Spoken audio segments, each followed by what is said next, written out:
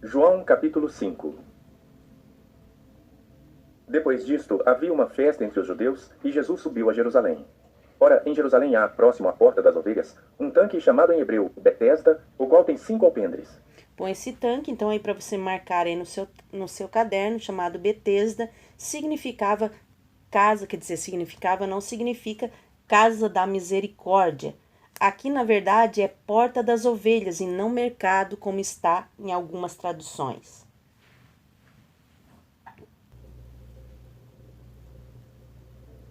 Nestes jazia grande multidão de enfermos, cegos, mancos e ressecados, esperando o movimento da água.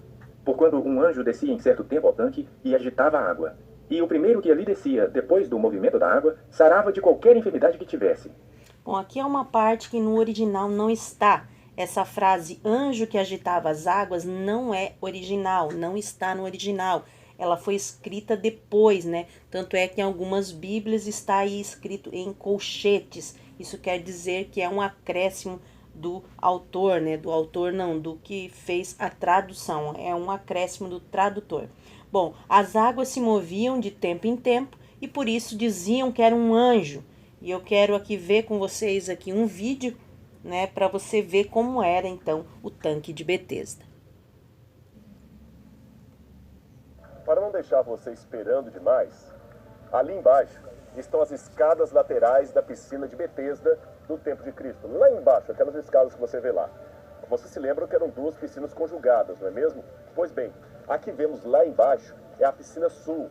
E as escadas que você vê evidenciam que ela era larga o bastante para embarques e desembarques de pessoas, indicando que era de fato um mikveh, isto é, uma piscina de purificação para as pessoas terem acesso lá no templo.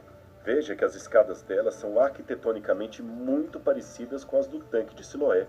A piscina norte era um reservatório que reabastecia e repurificava o mikveh com água fresca que flui para o sul através da barragem entre eles. A água de purificação deveria ser sempre uma água corrente, isto é, uma água viva. E por que uma piscina tão grande? Ora, imagine que Jerusalém ficava apinhada de peregrinos durante as festas religiosas, especialmente a Páscoa. Joséfo fala de 2,5 milhões de pessoas que vinham anualmente visitar o templo e oferecer sacrifícios. Ainda que soe exagerado, tal número não era uma realidade impossível. Isso aqui, então, ficava repleto de judeus de todos os lugares, de Roma, de Atenas, de Babilônia, da Síria. Deveria ser uma grande concorrência de peregrinos. Aí, possivelmente, veja, isto é uma hipótese. O fato dos sacerdotes abrirem o canal d'água e fecharem deveria provocar algum movimento incomum na água e uma suposta cura já seria o suficiente para todo mundo começar a dizer que o ato de entrar nas águas de Betesda produzia milagres. Pronto, estava feito o terreno e o cenário perfeito para começar uma histeria coletiva de pessoas buscando curas, sem ao menos se preocupar com a legitimidade ou não desses atos, e testemunhos, é claro, deveriam ser dados, histórias de milagres, deveriam envolver e rodar de ouvido em ouvido. Betesda, então, ficava lotada de pessoas querendo ser curadas. Aí, a informação de João começa a fazer sentido. Ele diz que o tanque se chamava em aramaico e hebraico Betesda, que quer dizer Casa da Misericórdia. Ora, isto é um indício que já havia naquele tempo alguma relação do lugar com a misericórdia, não do Deus de Israel, mas de outro, talvez mais popular na época, o Deus Asclépio, que os romanos chamavam de Esculápio. Existem várias versões. E estava ali um homem que havia 38 anos se achava enfermo. E Jesus, vendo este deitado e sabendo que estava neste estado havia muito tempo, disse-lhe: Queres ficar são? O enfermo respondeu-lhe: Senhor, não tenho homem algum que, quando a água é agitada, me ponha no tanque. Mas enquanto eu vou, desce outro antes de mim. Jesus disse-lhe: Levanta-te, toma o teu leito e anda. Misturar então com algumas ervas e caminhar mais ou menos 300 metros dentro da água e eles seriam curados. No culto pagão, acrescentaram cisternas, bancos nas salas cobertas e, possivelmente, um altar para sacrifícios. Aliás, uma dessas cisternas, da época romana, pode ser vista aqui e tem água dentro dela. Você quer conhecê-la? Então vem comigo.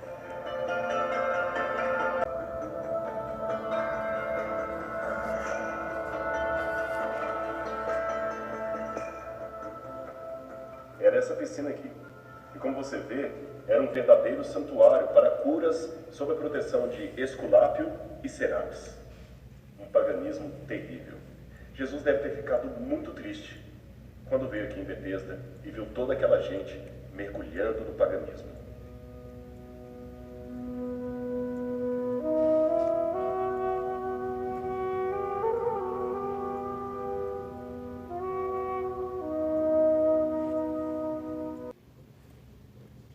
Logo aquele homem ficou são, e tomou o seu leito e andava. E aquele dia era sábado. Então os judeus disseram àquele que tinha sido curado: é sábado, não te é lícito levar o leito. Bom, então agora nós vamos ver algo aqui sobre o sábado. Nós já falamos em outros livros, mas eu quero aqui falar um pouco mais sobre o sábado.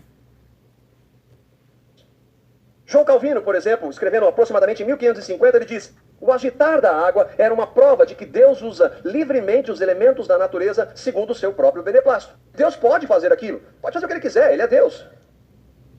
John Gill, que foi um pastor em Londres antes de Charles Spurgeon, na Catedral Metropolitana de Londres, Batista, em 1650, ele diz: este anjo era um anjo do Senhor, com uma Vulgata Latina, e duas das cópias de Beza relatam. O que é isso? Vulgata Latina é a tradução do texto grego e hebraico para o latim, feito pela Igreja Católica Romana. Então, ele se baseia em uma tradução que a Igreja Católica Romana fez do hebraico, no Velho Testamento, e do grego. E duas das cópias de Beza. Beza foi um pós-reformador que também tinha. Então ele se baseia nisso para poder entender que esse anjo era realmente um anjo do Senhor.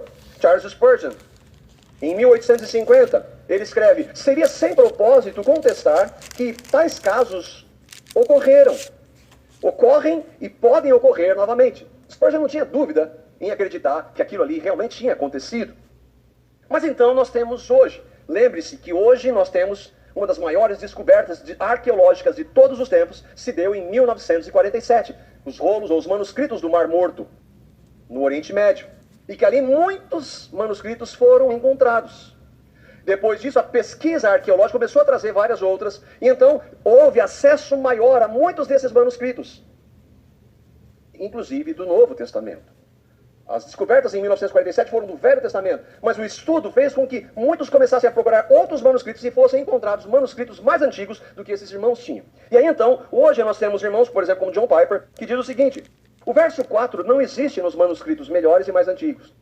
Existem milhares de manuscritos gregos ou fragmentos de manuscritos gregos, e a forma como chegamos às nossas versões atuais, surpreendentemente confiáveis em grego, em hebraico e em inglês e português, é que esses textos são comparados uns com os outros em formas minuciosas e complexas, para que, quando alguns tiverem uma redação diferente, nós possamos ver o que é original ou não. Estão entendendo? E então os escritos mais antigos não tinham o versículo 4. Nessa passagem, parece que em algum lugar ao longo do caminho, um copista ou um escriba colocou uma nota marginal de explicação do texto real, o versículo 7, que exige uma explicação. John MacArthur, que é contemporâneo, um estudioso da Escritura, um homem que crê que a Bíblia é a infalível palavra de Deus, diz assim: os manuscritos antigos não têm o verso 4. Nós não sabíamos disso até encontrarmos manuscritos mais antigos, e quando os encontramos, percebemos que esse verso não estava lá. E aí ele já é mais radical na posição, ele diz: desconsidere completamente a ideia de que um anjo desceu e despertou as águas. Isso parece muito mais tarde do que o original. Alguns escritores acrescentaram porque talvez existisse essa superstição. Isso pode estar na mente do homem no versículo 7. Então, provavelmente, essa superstição existia. Então nós temos dois homens de Deus que discordam de uma compreensão mais antiga. O que nós cremos? Fica entre você e Deus. Eu creio nessa segunda compreensão. Impede que Deus faça um milagre? Não, milagre como fazer mortos espirituais ressuscitarem. Um milagre maior que esse. Então nós cremos sim em milagres, nós estamos relatando milagres. Acontece que nesse caso específico há essa compreensão. Vocês entendem, irmãos, com isso a importância e a responsabilidade do estudo das Escrituras? Dá para entender que não é só dizer: Deus está me falando que. Dá para entender? Deus está mandando eu dizer isso. Que não é tão simples assim. E que por mais fácil que seja dizer isso, a maioria das vezes não é Deus falando coisa nenhuma. Não é só dizer. Paulo diz aos irmãos que ministram a palavra que é necessário, aquele que ensina, em Romanos 12, 7, haja dedicação ao ensino. Dedicação é, como Calvino disse, orare et labutari, em latim, orando, buscando de ser um Senhor sabedoria, mas estudando as Escrituras. E hoje, infelizmente, a maioria não faz isso. Ele respondeu-lhes: aquele que me curou, ele próprio disse, toma o teu leito e anda. Perguntaram-lhe, pois, quem é o homem que te disse, toma o teu leito e anda? E o que foi curado não sabia quem era, porque Jesus se havia retirado em razão de, naquele lugar, haver grande multidão. Depois, Jesus encontrou-o no templo e disse-lhe: eis que já estás são, não peques mais, para que não te suceda alguma coisa pior. Bom, aqui no versículo 13, Jesus se retirou do meio da multidão, porque ele conhecia o ódio dos líderes e a consequência do seu ato de quebrar as suas leis humanas. Bom, já no versículo 14, quando existe arrependimento, nós vemos que existe perdão, mas a exigência de Deus é a transformação para que não se pratique mais aquele pecado. E aquele homem foi e anunciou aos judeus que Jesus era o que o curara. Por isso que Jesus disse, vá e não peques mais. Vá e não peques mais significa uma advertência também para o futuro. Veja, Jesus entrou na vida dessas pessoas e fez uma obra. E agora ele está dando a eles o caminho para não mais viver na lama. Jesus não queria que eles vivessem uma vida toda errada. E esse caminho qual é? É renunciar ao pecado e abraçar a Cristo, ok? Por isso Jesus, ele exige deles que vivam um futuro em que a prática do pecado não seja uma opção de vida para eles, ok? Eles não devem fazer essa opção para suas vidas, seu futuro. Algo que não faça parte mais de suas vidas, ou seja, deviam viver vidas santas, de santidade. Então, essa fala de Jesus, ela tem também essa significação de uma advertência para que eles cuidem, ou para que eles cuidassem dos seus futuros, dos seus caminhos, das suas escolhas, de uma forma que as vidas deles fossem santas na presença do Senhor. Mas tem mais, olha só. Vá e não peques mais significa também decisões acertadas no presente. Veja, eles fizeram péssimas escolhas em suas vidas, mas Jesus deu para eles uma oportunidade de ir viver, né? Ele diz inclusive para a mulher, vá e não peques mais, né?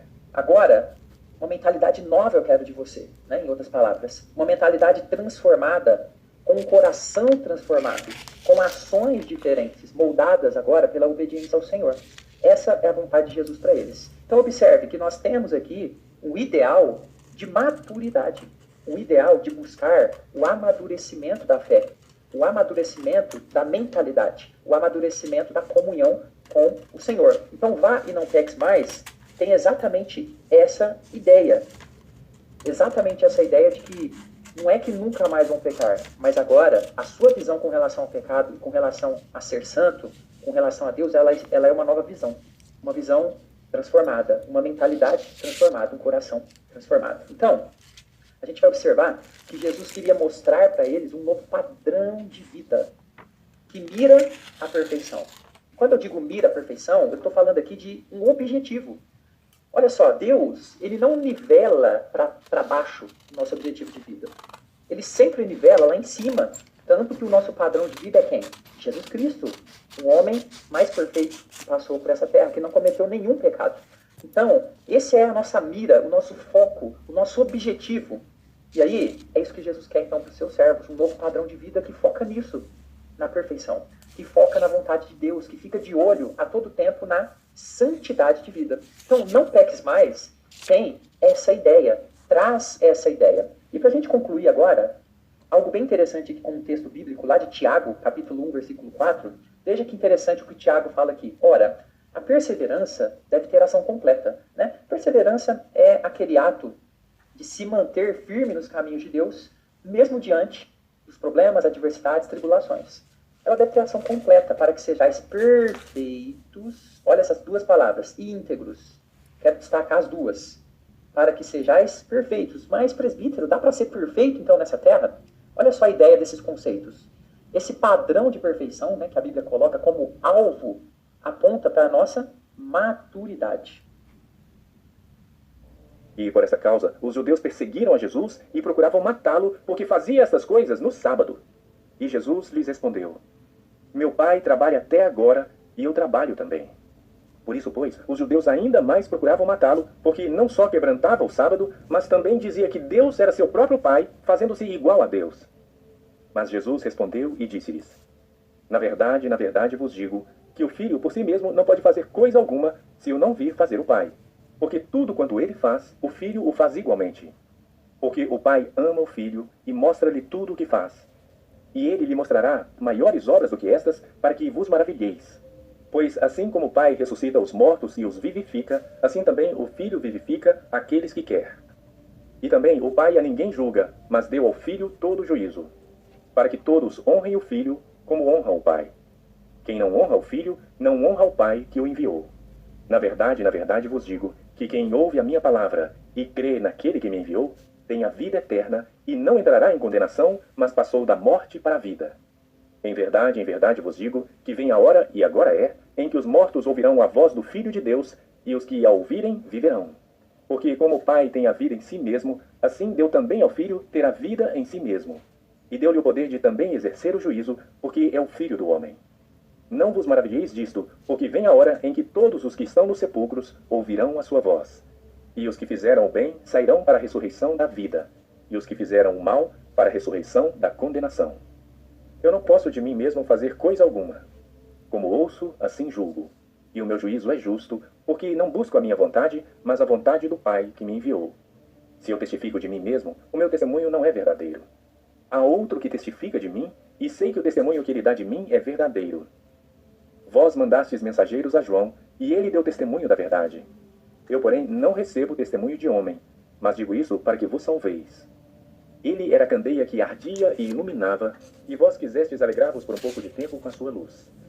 Mas eu tenho maior testemunho do que o de João, porque as obras que o Pai me deu para realizar, as mesmas obras que eu faço, testificam de mim, que o Pai me enviou. E o Pai que me enviou, ele mesmo testificou de mim. Vós nunca ouvistes a sua voz, nem vistes o seu parecer. E a sua palavra não permanece em vós, porque naquele que ele enviou não credes vós. Examinais as Escrituras, porque vós cuidais ter nelas a vida eterna, e são elas que de mim testificam. Bom, aqui há um porém, quando se fala em examinais, Jesus não estava falando somente para ler.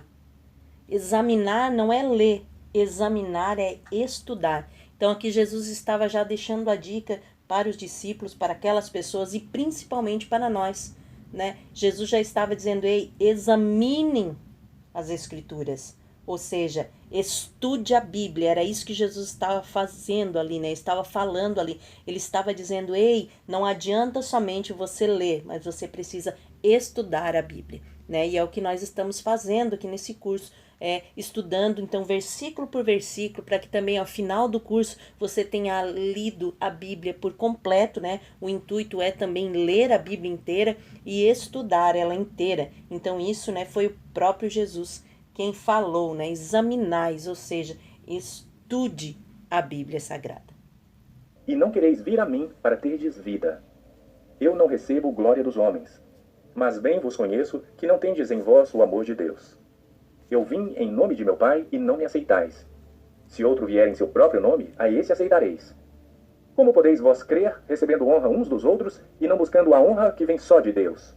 Bom, aqui quando Jesus está falando que vinha outros e vão crer, Jesus está falando então do anticristo, né? Os judeus e algumas pessoas gentis também receberão o anticristo e farão uma aliança de 7 anos com ele. Infelizmente, não receberam o Messias, mas receberão ao anticristo. Não cuideis que eu vos hei de acusar para com o Pai. Há um que vos acusa, Moisés, em quem vós esperais. Porque se vós cresseis em Moisés, creríeis em mim, porque de mim escreveu ele. Mas se não credes nos seus escritos, como crereis nas minhas palavras? Bom, encerramos então mais este capítulo, desejando que Deus abençoe a sua casa, a sua vida, a sua família, o seu ministério, a sua saúde, em nome de Jesus. Bom, ali nós vimos naquele comentário que falava que então sobre esculápio, né? Esse esculápio, ele dizia que a pessoa devia tomar então um pouco de água desse tanque, misturar com algumas ervas. Oh, meu Deus do céu, então tem que parar de gravar. Oh, Jesus. Corta essa parte, Lana. 1, 2, 3. 3.